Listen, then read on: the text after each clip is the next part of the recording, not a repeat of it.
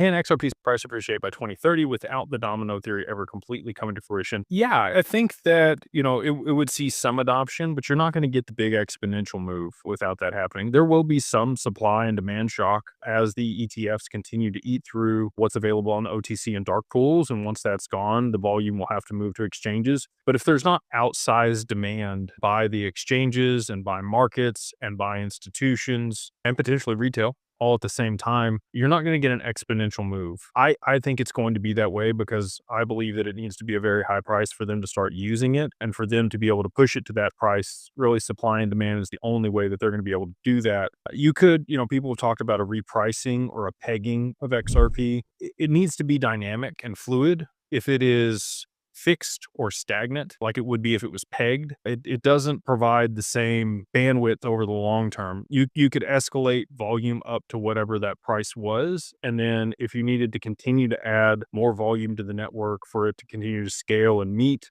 the new demands of markets, that were being tokenized, real world assets.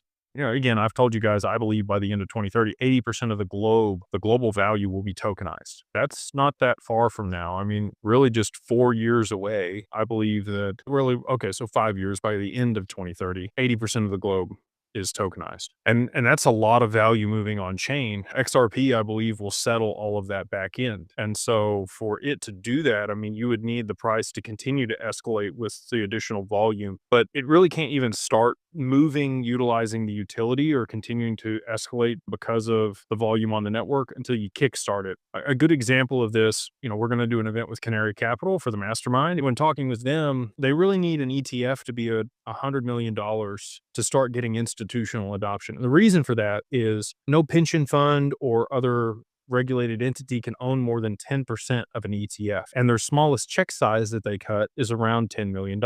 So for them, they've got to get to critical mass before they can even get the adoption of the institutions. And I view XRP very similarly. It needs to get to critical mass. It needs to have enough liquidity in it before they can start using it in a meaningful capacity to continue to drive adoption and price appreciation. And so all of that being stated, I don't think that it's going to be fixed or pegged. I think that they're going to have to use supply and demand dynamics to push it to a very high price in a very short period of time, because that's the only way that it's really going to work and get the adoption. If that doesn't happen, it's not going to see the high prices that we've talked about.